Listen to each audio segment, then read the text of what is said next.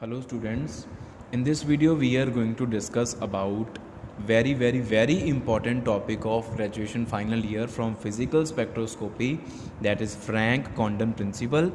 This topic falls under electronic spectroscopy. What is electronic spectroscopy? What are the basics of electronic spectroscopy? We have discussed in the previous video. You can go through that video in order to revise very basics of electronic spectroscopy. Electronic spectroscopy deals with the transitions of molecules in between the electronic energy levels. The electronic energy levels are what? They are the shells, simply. They are the molecular orbitals formed due to the overlapping of atomic orbitals, or simply they are the energy states. जिन energy states के बारे में हम आज तक पढ़ते हैं graduation final year से पहले, जब हम कहते हैं ना कि मॉलिक्यूल में एनर्जी स्टेट्स, वो एनर्जी स्टेट्स से इलेक्ट्रॉनिक एनर्जी स्टेट्स ही होते हैं. यहाँ इस क्लास में हमने पढ़ा कि ये जो एनर्जी स्टेट्स होते हैं इनको हम इलेक्ट्रॉनिक एनर्जी स्टेट्स बोलते हैं, which are generated due to the electronic interactions of electrons amongst themselves and the interactions of electrons with the nuclei. These electronic energy levels are divided into vibrational energy levels, which are further divided into rotational energy levels, and we know the energy gap between electronic energy levels is very large. So UV visible radiations are incident to carry out the transitions between these far away energy states. But if you fall UV visible radiations which are of much energy, the electronic energy states, they are changed by the molecule, and these transitions are accompanied by the transitions between vibrational energy levels and rotational energy levels also. So Frank Condon principle, coming back to Frank Condon principle, this principle deals with the selection rule for electronic spectroscopy. कि जदों molecule ने एक electronic energy state तो दूसरी electronic energy state जाना तो ਉਹਦੀ vibrational energy state change होनी है, रोटेशनल भी चेंज होनी आ, तो ਉਹਦੇ ਵਾਸਤੇ सिलेक्शन रूल्स ਜਿਹੜੇ सैट करने आ, ਉਹਦੇ ਚ फ्रैंक कॉन्डन प्रिंसिपल ਜਿਹੜਾ ਉਹ हेल्प करता. In previous video we had discussed that every electronic energy state possesses its own potential energy curve. For ground state we draw a different potential energy curve, and for the excited state we draw different potential energy curve. We can draw here in order to understand what Frank Condon principle says. हाँ जी बेटा, ये देखो, ये हमने draw करी है the potential energy curve for ground state and the excited state. Ground state की अलग से, एक्साइटेड स्टेट की अलग से. मॉलिक्यूल पहले इसमें बैठा होगा V इज इक्वल टू 0 में. ये जो V is equal to 0 1 2 3 these are the vibrational energy states for ground electronic energy state. V dash is equal to 0 1 2 3 4 these are the vibrational energy states for the excited electronic energy state. When the molecule will change its electronic energy state, it will get excited. तो molecule पहले मान लो इसमें बैठा है V is equal to 0 में. जब वो इस पोटेंशियल एनर्जी कर्व से इस पोटेंशियल एनर्जी कर्व में जंप करेगा तो उसका V वैल्यू चेंज भी होएगा, हो भी सकता, नहीं भी हो सकता. It may go to V dash is equal to 0, it may go to V dash is equal to 1 2 3 4 and so on. तो ये जो रूल्स हैं, सिलेक्शन रूल्स, इन्हीं को सेट करने के लिए हमने फ्रैंक कॉन्डन प्रिंसिपल की हेल्प लेनी है. एग्जैक्टली ये सेट नहीं करेगा, ये हमें हेल्प करेगा. Franck Condon principle what does it state, ये हमें क्या बताता है? ये कहता है कि अच्छा, इससे पहले एक छोटी सी चीज़ है. मान लो कि क्योंकि the molecule which we are dealing with is vibrating. मान लो कि this is a diatomic molecule, उसका एक एटम यहाँ पे पड़ा और एक एटम उसका यहाँ पे पड़ा, और ये होगी मान लो उसकी इक्विलिब्रियम बॉन्ड लेंथ. से this is equilibrium bond length RE. मैंने इसके नीचे इसको ड्रॉ कर दिया, इसके नीचे इसको ड्रॉ कर दिया. पिछली वीडियो में आपको बताया था, मान लो कि ये जब इसको फिक्स करके इसको वाइब्रेट करवाओ ऐसे करके, ये R बॉन्ड लेंथ कम हो गई, ज़्यादा हो गई, कम हो गई, ज़्यादा हो गई. इस तरह से वाइब्रेशन वैसे ही इस तरह से होती है. The vibration is like this, contraction stretching, contraction stretching. ठीक है, तो ये मॉलिक्यूल कॉन्टीन्यूसली वाइब्रेट करा, ये this is continuously vibrating like this. और इस वाइब्रेटिंग मॉलिक्यूल के ऊपर ये एक फोटोन आ रहा. This is a photon which has come to make it in the excited state, to carry out the transition to excited electronic energy state. This is vibrating and this is the photon coming and this has been absorbed by the molecule. It will jump to the higher electronic energy state. When it jumps to the higher electronic energy state, since it is going like this and it is vibrating too, so when it is going upwards it is also vibrating. ये vibrate कर रहा है, उस vibrating करते करते इसने photon absorb करा, तो ये जब जंप करेगा ऊपर जाते जाते भी इसकी वाइब्रेशन होएगी, और जब ये ऊपर जाके बैठ गया when it goes to some higher excited energy state, तब इसकी हमने इक्विलिब्रियम बॉन्ड लेंथ चेक करनी है. नीचे इसकी इक्विलिब्रियम बॉन्ड लेंथ ये है, ऊपर जाते जाते क्योंकि ये वाइब्रेट कर रहा है, जब ये ऊपर पहुंचा तब इसकी bond length, equilibrium bond length कितनी है, वो कम भी हो सकती है, वो ज़्यादा भी हो सकती है. ये चीज़ मैं आपको बताना चाहता हूँ कि when a molecule changes its electronic energy state, then during this transition, during this jumping, since it is vibrating, so its bond length may change, may or may not change. Its value can increase or it may also decrease to small extent, or it may increase to very large extent. Decrease तो large extent होती नहीं, repulsions आ जाती हैं ना. जब बहुत कम हो जाए बॉन्ड लेंथ तो रिपल्शन इतनी नज़दीक आ ही नहीं सकते, एटम्स एक दूसरे में चले जाते हैं वो. तो बॉन्ड लेंथ अगर डिक्रीज़ होगी तो थोड़ी सी डिक्रीज़ होगी, इंक्रीज़ होगी तो थोड़ी सी इंक्रीज़ हो सकती है, बहुत ज़्यादा इंक्रीज़ हो सकती है. तो ये केसेस अलग अलग बन सकते हैं when the molecule shows transition from lower energy state to higher energy state. तो it's bond length can change. But Franck Condon principle says that the electronic transitions are so fast, they are very very rapid. To that extent, they are fast to that extent that the bond length remains almost same during the transition. Franck Condon principle कहता है कि ये vibrating molecule जब इसके ऊपर photon आके इसके ऊपर इसने एब्जॉर्ब करा तो झट से ऊपर चला गया, इतनी फास्ट ऊपर गया कि इसको टाइम ही नहीं मिला कि ये वाइब्रेट कर सके. मतलब वाइब्रेट तो कर रहा है लेकिन इतनी फास्ट ऊपर गया कि उसकी बॉन्ड लेंथ चेंज नहीं होती.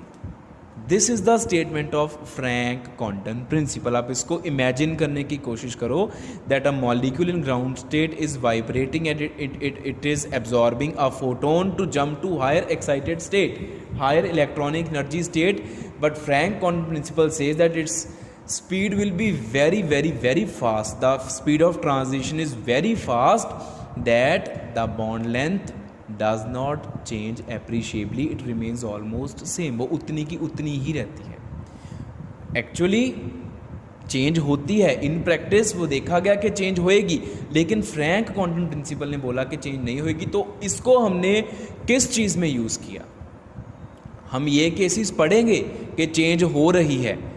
फ्रैंक-कोंडन प्रिंसिपल की जो स्टेटमेंट है उसको हमने किस चीज़ में यूज़ किया? उसको हमने इस चीज़ में यूज़ किया कि जब भी हम ट्रांजिशन को शो करेंगे from lower potential energy curve to higher potential energy curve, जब हमने ट्रांजिशन शो करनी है, it will be shown with the help of a straight line.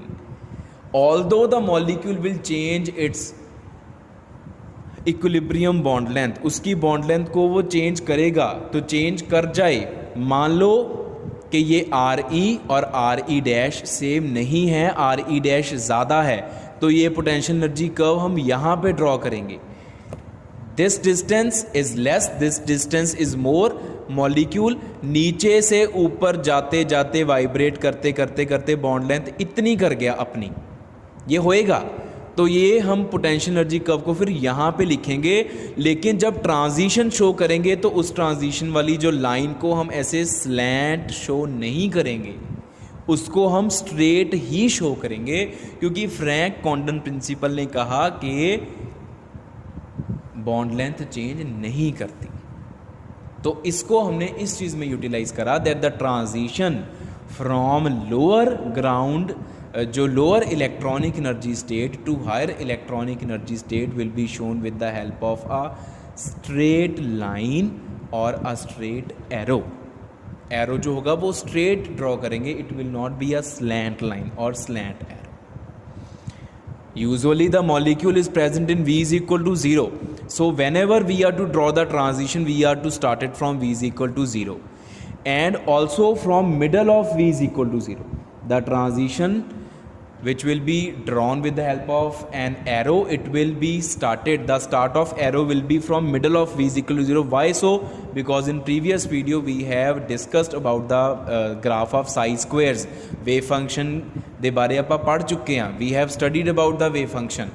See here, V is equal to 0's psi square is highest in the middle, or psi square's value tells us about the probability of finding electron. So in V is equal to 0, electron is more likely to be present in the middle, in the center. So यहाँ से हम transition show करेंगे and it will be shown with the help of a straight line. कहाँ ख़त्म हो रही है ये बात की बात है. Where it is to end, it is separate topic, separate part. But Franck Condon principle ने बोला फिर वो स्ट्रेट लाइन की हेल्प से ही शो करेंगे. तो फ्रैंक कॉन्डन प्रिंसिपल की इस बात को यूटिलाइज करके या ऑब्जर्व करके या मान के या एक्सेप्ट करके अब हम डिफरेंट केसेस डिस्कस करेंगे. डिफरेंट केसेस कौन से? कि जो बॉन्ड लेंथ है वो चेंज कर रही है. बॉन्ड लेंथ चेंज कर रही है. अगर बॉन्ड लेंथ चेंज करेगी और ट्रांजिशन स्ट्रेट ही रहेगी तो V इज इक्वल टू 0 से V dash is equal to question mark. कहाँ तक जाके ट्रांजिशन रुकेगी ये हम ग्राफ्स को ड्रॉ करके पता करेंगे. तो फ्रैंक कॉन्डन प्रिंसिपल ने हमें ट्रांजिशंस के बारे में बताया कि कौन सी ट्रांजिशन होगी, कौन सी ट्रांजिशन नहीं होगी. तो selection rules are set up by the Franck Condon principle which says that the transition is to be shown with the help of a straight line, not a slant line. और फिर जो वाली transition selection rule पास करेगा, Franck Condon principal पास करेगा, उसकी definitely होने के chances ज़्यादा होंगे. और जिस ट्रांजिशन के होने के चांसेस ज़्यादा होते हैं उसकी लाइन ग्राफ में या स्पेक्ट्रम में हाई इंटेंसिटी वाली होती है. तो ग्राफ में कौन सी लाइंस की लेंथ ज़्यादा होगी, कौन सी लाइंस की इंटेंसिटी ज़्यादा होगी, जो फ्रैंक कॉन्डन प्रिंसिपल के अकॉर्डिंगली ज़्यादा प्रोबेबल होंगी अक्रेंस के लिए. जिनकी प्रोबेबिलिटी ऑफ अक्रेंस ज़्यादा होगी वो लाइंस स्पेक्ट्रम में ज़्यादा लेंथ वाली या हाइट वाली बनाई जाएंगी, इंटेंसिटी वाली बनाई जाएंगी. तो वो 3 केसेस अब हम डिस्कस कर रहे हैं. Now this is the first case when RE is equal to RE dash. This is RE and you can see at the same point you find RE dash. RE और RE dash जो हैं वो बिल्कुल same है. This is RE dash, this point.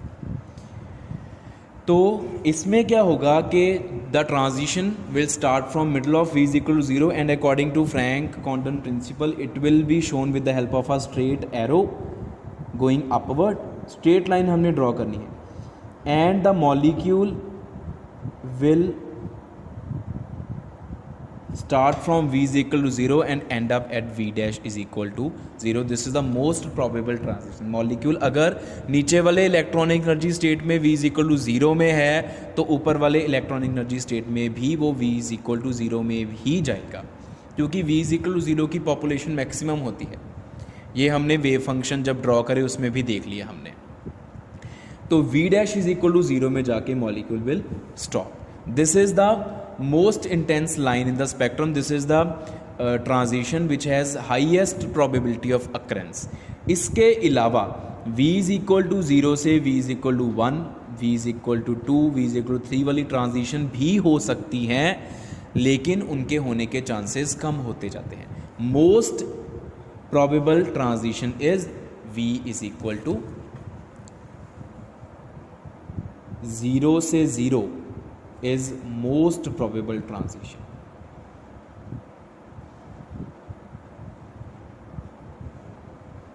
Most probable transition. इसके अलावा 0 से 1, 0 से 2, 0 से 3, these are less probable. and the intensity or the probability of occurrence goes on decreasing as the value of v dash goes on increasing. जैसे जैसे v dash की value आप बढ़ाओगे वैसे वैसे जो है अक्रेंस के चांसेस कम होते जाएंगे. ठीक है, तो अगर हम स्पेक्ट्रम ड्रॉ करें,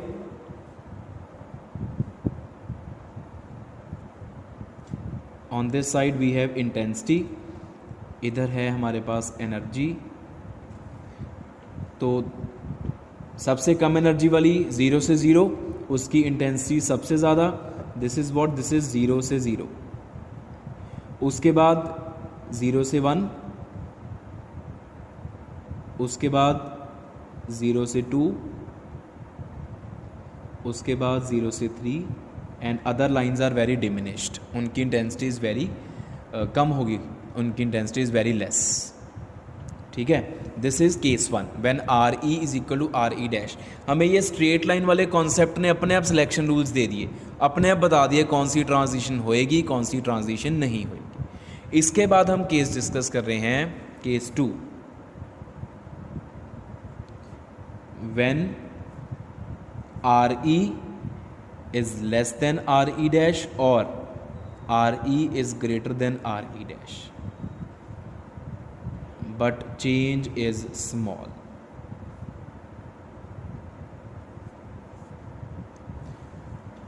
बॉन्ड लेंथ चेंज करी है, कम हुई है ऊपर जाते जाते या ज़्यादा हुई है. दोनों केसेस में सेम ही आएंगे, हम ज़्यादा वाला ही पढ़ेंगे. We will discuss this case, this will also be same. आप कर्व्स को भी मैं ड्रॉ करूँगा, आप कर्व्स को सेम तरह से ड्रॉ कर सकते हैं, मैं आपको बताऊँगा कैसे. जो रिजल्ट है स्पेक्ट्रम है वो एक जैसा ही आता है. हाँ जी बेटा, आ देखो हूँ, this is the potential energy curve for ground electronic energy state, this is for excited state. और ਇਹਦੇ 'ਚ ਆਪਾਂ ਇਹਨਾਂ ਦੇ ਵਾਈਬ੍ਰੇਸ਼ਨਲ ਜਿਹੜੇ એનર્ਜੀ ਲੈਵਲਸ ਨੇ ਉਹ ਡਰਾ ਕਰ ਦਿੱਤੇ ਆ with the help of V and V dash. ਆਪਾਂ ਉਹਨਾਂ ਨੂੰ ਡਿਨੋਟ ਕਰ ਰਹੇ ਹਾਂ. ਨਾਓ ਬੇਟਾ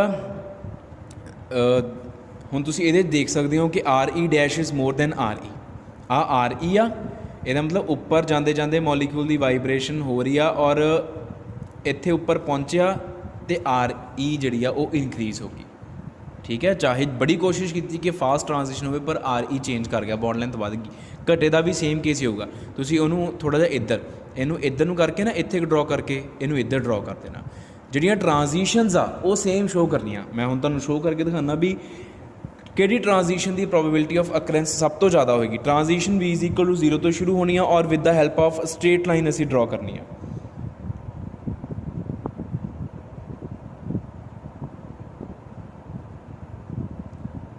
ਇੱਥੇ ਜਾ ਕੇ ਰੁਕੀ transition stops at this and which level you encounter here V dash is equal to 2. असल दे विच ट्रिक ही यह है, मैं ड्रॉ ही इस तरीके ना किया बिकॉज एक्सपैरीमेंटली ये ऑबजर्व किया गया कि V इज इक्वल टू 2 ते ही जाके फस्ट ट्रांजिशन रुकती है यूजअली. इस करके आप कर्व्स नू इस तरीके ना ड्रॉ करना कि V इज इक्वल टू 2 ते जाके ट्रांजिशन खत्म होवे. तो V is equal to 0 to 2 is most probable in this case, most probable transition.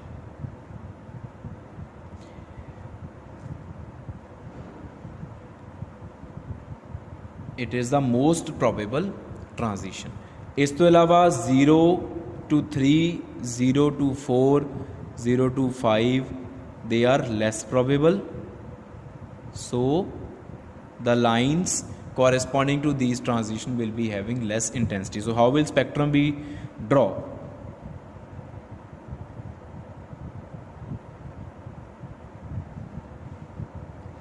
इधरले पासे सेम वही एनर्जी होगी, इधरले पासे इंटेंसिटी होगी. ये हुण सारी चीज़ां तुहानूं पता वा. V is equal to 0 to 2 सब तो वध इंटेंसिटी वाली लाइन है. इस तो अलावा 0 to 3 of less intensity, 0 to 4 further less intensity and 0 to 1 is also of less intensity. 0 to 0 is also of less intensity. Like this we will get the spectrum. 0 to 2 will be the most intense line. सबसे ज़्यादा intensity 0 से 2 की होएगी जब are E dash थोड़ा सा R E से ज़्यादा होएगा या कम होएगा। अगर हमने कम शो करना है, इसको इधर शो कर दो, थोड़ा सा हिला के इधर को ले आओ, ट्रांजिशन को फिर हम यहाँ पे ख़त्म करके दिखा देंगे। v इज़ इक्वल टू 2 पे ही ख़त्म करनी है transition, v dash is equal to 2 के ऊपर, ठीक है। So these both cases give same spectrum. इसके बाद हमारे पास आता है third case.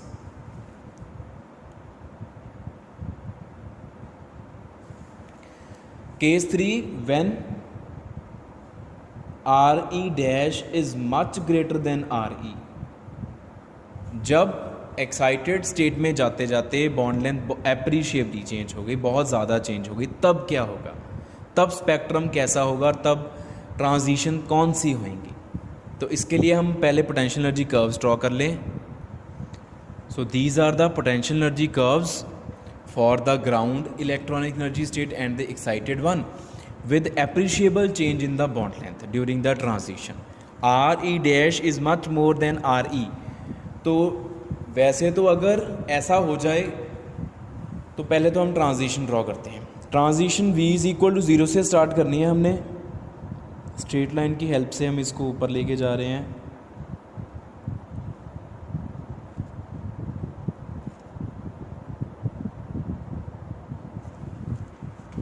Now what we find that the transition ends at a very high v dash value. v dash की वैल्यू बहुत ज़्यादा, देख लो यहाँ पे जाके, और हमें नहीं पता यहाँ पे v dash की क्या वैल्यू आएगी, काफ़ी ज़्यादा वैल्यू होगी। The transition starts from v is equal to 0 and it ends at some high v dash value. This transition is most probable. ये मोस्ट प्रोबेबल ट्रांजिशन होगी।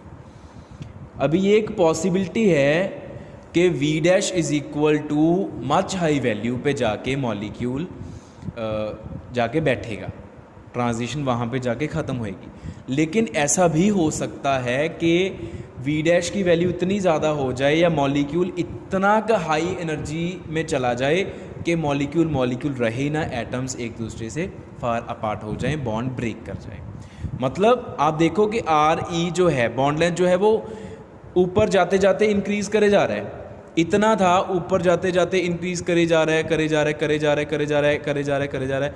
ऐसा भी तो हो सकता है कि बॉन्ड लेंथ इतनी इंक्रीज़ कर जाए कि एटम्स दोनों अलग अलग हो जाएं। The atoms they move apart from each other, the bond gets broken. मतलब ऊपर जाते जाते एनर्जी इतनी के ज़्यादा गेन कर ली या बॉन्ड लेंथ इतनी के ज़्यादा हो गई कि मॉलिक्यूल की एनर्जी इतनी ज़्यादा हो गई, क्योंकि जब बॉन्ड लेंथ इंक्रीज़ करती है तो एनर्जी इंक्रीज़ करती है, और एनर्जी इतनी ज़्यादा हो गई मॉलिक्यूल की कि वो डिसोसिएशन एनर्जी के पॉइंट पे पहुंच गई और मॉलिक्यूल टूट गया, मॉलिक्यूल डिसोसिएट्स। तो इन सच अ केस ट्रांजिशंस को पढ़ने का तो कोई मतलब रहा ही नहीं। क्यों नहीं रहा? क्योंकि ट्रांजिशन तो मॉलिक्यूल की हो रही थी, मॉलिक्यूल नीचे वाली स्टेट से ऊपर वाली स्टेट पे जा रहा था, लेकिन ऊपर वाली स्टेट पर जाते जाते उसकी एनर्जी इतनी के ज़्यादा हो गई, बॉन्ड लेंथ इंक्रीज़ करने से उसकी एनर्जी इतनी की बढ़ गई कि मॉलिक्यूल टूट गया। Molecule is no more a molecule. तो फिर what is the fun of studying about the transitions? तो आपको स्पेक्ट्रम में फिर कोई भी अगर ऐसा हो जाए तो ट्रांजिशंस नज़र नहीं आएंगी। ट्रांजिशंस नज़र आएंगी, स्पेक्ट्रम में लाइंस नज़र आएंगी अगर v डैश की कुछ हायर वैल्यू पे जाके मॉलिक्यूल बैठ जाता है।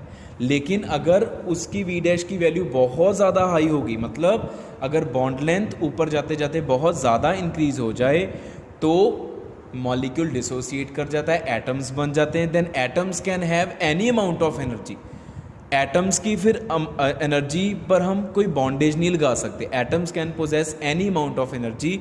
तो स्पेक्ट्रम में हम बोलते हैं एक कॉन्टिन्यूम आ गया, वो मैं आपको ड्रॉ करके बताता हूँ। स्पेक्ट्रम ऐसा नजर आएगा, इधर को एनर्जी है मॉलिक्यूल की, या स्पेक्ट्रम में इधर को एनर्जी बढ़ रही है, इधर को इंटेंसिटी। असल में तो ये मॉलिक्यूल की ही एनर्जी होती है। तो मॉलिक्यूल की एनर्जी मतलब जो उसने एनर्जी एब्जॉर्ब करी वो लोअर से हायर एनर्जी में गया, कितनी एनर्जी उसने गेन करी, कितनी एनर्जी होगी, उसके हिसाब से जो ट्रांजिशंस हैं, जो लाइंस हैं, वो अभी मैंने आपको बताया कि v इज इक्वल टू 0 से some high v value, v dash value, काफ़ी आगे जाके हम ड्रॉ करते हैं लाइंस को। ये हाई इंटेंसिटी वाली लाइंस होगी, हमें नहीं पता कि v डैश की क्या वैल्यू है, लेकिन अगर एनर्जी इसी तरह से बढ़ी गई, इंक्रीज़ करे गई, तो एक पॉइंट ऐसा आएगा कि मॉलिक्यूल विल डिसोसिएट, उसके बाद कोई लाइंस आपको नज़र नहीं आएगी स्पेक्ट्रम में, हम उसको फिर ऐसे ड्रॉ करते हैं, we draw it like this.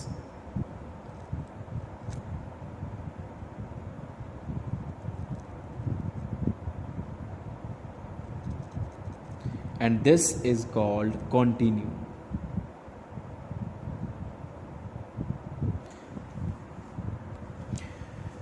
सो बेटा ये कॉन्टीन्यूम का मतलब क्या है, ये शेड करा क्योंकि स्पेक्ट्रम में ना ये ऐसे ब्लैक हो जाएगा सारा, स्पेक्ट्रम में ऐसे हमारे पास कुछ लाइंस आ भी सकती हैं, नहीं भी आ सकती, वो डिपेंड करता है कि ऊपर जाते जाते ट्रांजिशन के ड्यूरिंग बॉन्ड लेंथ कितनी को चेंज हुई। अगर तो बहुत ज़्यादा चेंज होगी, अगर मॉलिक्यूल टूट ही गया ट्रांजिशन के ड्यूरिंग, तो फिर ये लाइंस भी नहीं आएंगी हमारे पास।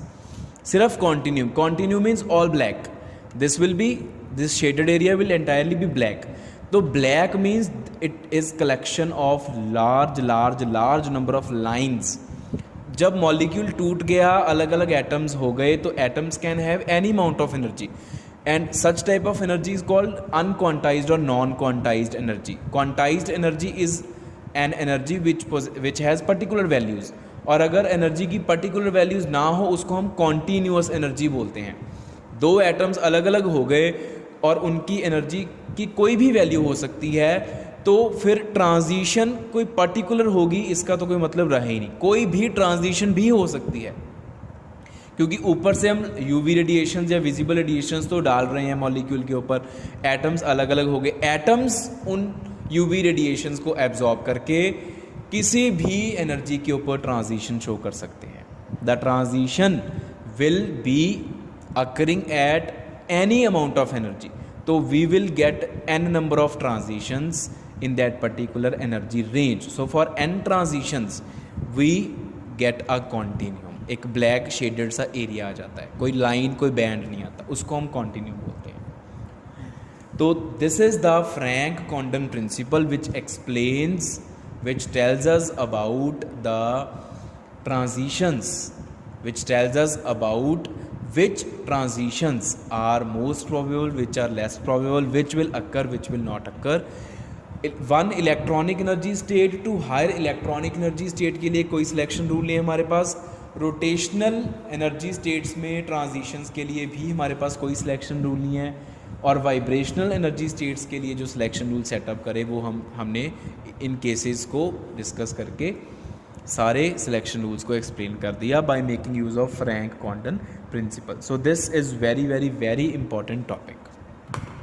इसके बाद इलेक्ट्रॉनिक स्पेक्ट्रोस्कोपी में कुछ और टर्म्स यूज़ होती हैं, वो फिर हम नेक्स्ट वीडियोज़ में डिस्कस करेंगे। This is all about the Franck Condon principal.